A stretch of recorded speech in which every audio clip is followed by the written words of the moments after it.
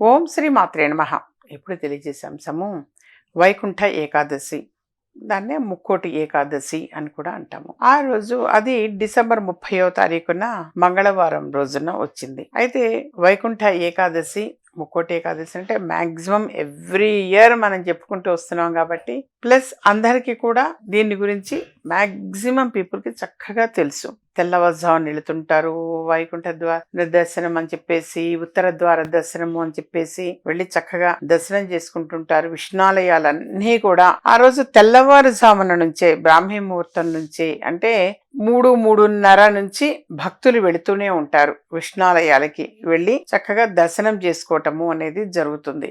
అయితే ఆ రోజున 3:30 నుంచే దాదాపుగా 3-3:30 నుంచే ఈ వైష్ణవాలయాలు అని అంటాము. ఇవన్నీ కూడా ద్వార దర్శనాలు, వైష్ణవాలయాల్లో ద్వార దర్శనాలు మొదలవుతూ ఉంటాయి.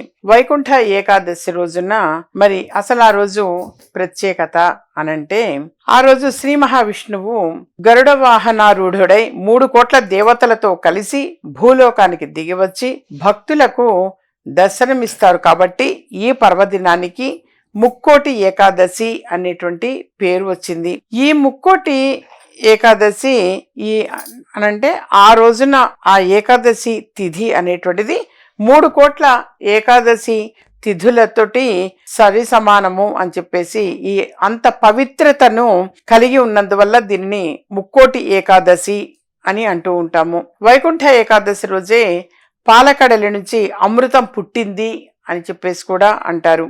అంతేకాకుండా మహాభారత యుద్ధంలో శ్రీకృష్ణుడు భగవద్గీతను అర్జునుడికి ఈ ముక్కోటి ఏకాదశి రోజునే ఉపదేశించారు అని కూడా భక్తుల యొక్క విశ్వాసం, నమ్మకం. అయితే ఈ ముక్కోటి ఏకాదశి రోజున తెల్లవారుజామునే చక్కగా వెళ్ళి విష్ణాలయాలకి వెళ్ళి సమీపంలో, అంటే విష్ణాలయం అంటే అందరికీ ఆ వెంకటేశ్వర స్వామి గుడి సమీపంలో లేదనుకోండి, రామాలయం గుడికి వెళతారు.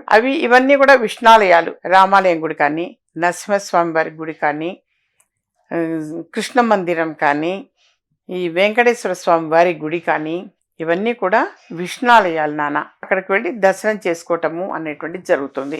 సత్యనారాయణ స్వామి వారి దర్శనము అక్కడ కూడా వెళ్ళి చక్కగా దర్శనం చేసుకోవటం అనేది కూడా విశేషం. ఆ రోజు తెల్లవారుజామున వెళ్ళటము, దర్శనం చేసుకోవటము. అసలు ఎంత ఫ్రెష్గా ఉంటారంటే అంత చలిలో కూడా తెల్లవారుజామున వెళుతుంటారు. 3-3:30 కల్లా లైన్లో నిలబడతారు. ఈ మధ్య టెంపుల్స్ కాస్త ఎక్కువైపోయి ఎక్కువగానే కట్టించారు కాబట్టి కాస్త జనము ఈ డివైడ్ అవ్వడం అని అంటారు. ఒకప్పుడు కొన్ని టెంపుల్స్లో కిలోమీటర్ల మందం లైన్లు ఉండేవి. యథార్థంగా కిలోమీటర్ లైన్లు ఉండేవి. కాకపోతే ఎవరికి దగ్గరగా వాళ్ళు మాత్రం ఈ మధ్య వెళుతున్నారు. ఇప్పటికీ కూడా లైన్ అనేటువంటిది చాలా పెద్దగా ఉంటుంది. కాబట్టి చాలా త్వరగానే పంపిస్తూ ఉంటారు దర్శనం చేసుకొని, అందరికీ ఆ అవకాశం రావాలి అని చెప్పేసి. సరే, ఆ రోజున తెల్లవారుజామున విష్ణుమూర్తి దర్శనం చేసుకోవటము, అంటే మన వెంకటేశ్వర స్వామి వారు కావచ్చు, అది వెళ్ళి దర్శనము అనేది చేసుకొని ఆ రోజు పఠించాల్సిన ఆ మంత్రము అనంటే ఓం నమో నారాయణాయ అష్టాక్షరి మహామంత్రం. యథార్థంగా ఎన్నిసార్లు వీలైతే అన్నిసార్లు ఆ మంత్రాన్ని జపించటము అనేది చాలా చాలా మంచిది. అలా ఏంటంటే ఓం నమో భగవతే వాసుదేవాయ అని కావచ్చు, ఆ మంత్రాన్ని ఎక్కువసార్లు చాంటింగ్ చేస్తూ ఉండాలి. అలాగే నేను ఇంతకు పూర్వం కూడా చాలాసార్లు ముక్కోటి ఏకాదశి వాటి గురించి, విష్ణు సహస్రనామావళి చదవటం, పూలదండలు, వీటి గురించి మళ్ళీ ఇంకొక ఎపిసోడ్లో తెలియజేస్తా. కానీ ఆ రోజు కట్టె పొంగలి అని చెప్పేసి కూడా నైవేద్యం పెడుతూ ఉంటారు. ప్రసాదము అనేది విష్ణుమూర్తికి చాలా ఇష్టమైనటువంటిది. ఈ ధనుర్మాసం మొత్తం కూడా యథార్థంగా కట్టె పొంగలి అని చేసి పెడుతూ ఉంటాము. అలాగే ఆ రోజు విష్ణు సహస్రనామావళిని చక్కగా చదువుకోవటం ఒకటి విశేషం. విష్ణు సహస్రనామావళిని వీలైనంత వరకు కూడా చదవాలి. ఈ ఎపిసోడ్లోనే నేను మీకు తెలియజేస్తున్నా. విష్ణు సహస్రనామము అనేటువంటిది ఒక 11 సార్లు చదవడం ఈరోజు విశేషం నాన్న. ఈరోజు చదవడం విశేషం. 11 సార్లు చదవండి. ఒకసారి విష్ణు సహస్రనామం చదవండి, ఒకటి స్వామివారికి మెడలో దండ వేయండి. అలాగే తర్వాత ఒక రకం పండు నైవేద్యం పెట్టండి.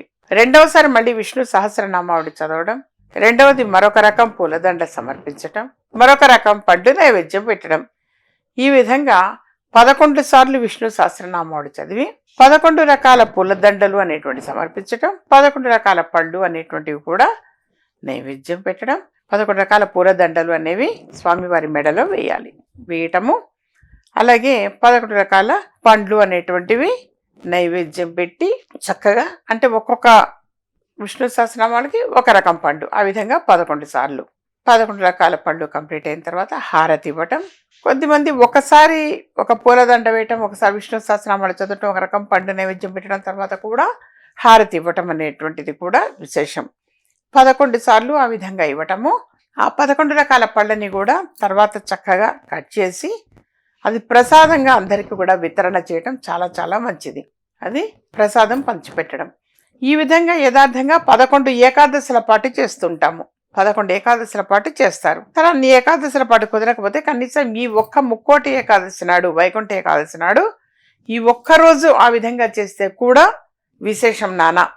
ఒక్క కోరిక అనుకొని చేయండి, తప్పకుండా భగవదానుగ్రహం వల్ల ఒక్క 40 రోజుల్లోపుగా మీ కోరిక అనేటువంటిది తప్పనిసరిగా భగవదానుగ్రహం వల్ల నెరవేరుతుంది నానా. ఏది ఏమైనా నమ్మకం, విశ్వాసం. మీరు ఈ విధంగా చక్కగా చేయండి.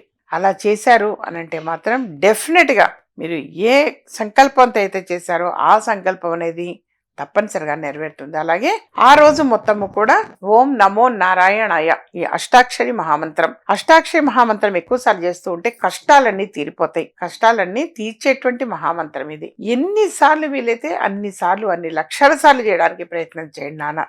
అద్భుతమైన పరిహారం ఇది, ఏ సమస్యకైనా సరే.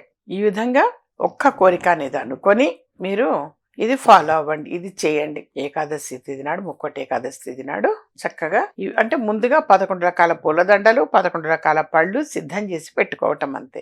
సిద్ధం చేసి పెట్టుకొని హ్యాపీగా మీరు అందరూ కలిసి కూర్చొని చేయవచ్చు. ఇంకా మీరు ఎవరినైనా చుట్టుపక్కల వాళ్ళని పిలవచ్చు, కూర్చొని చేసి తర్వాత వాళ్ళకి ఆ ప్రసాద వితరణ అనేది చాలా చాలా మంచిది.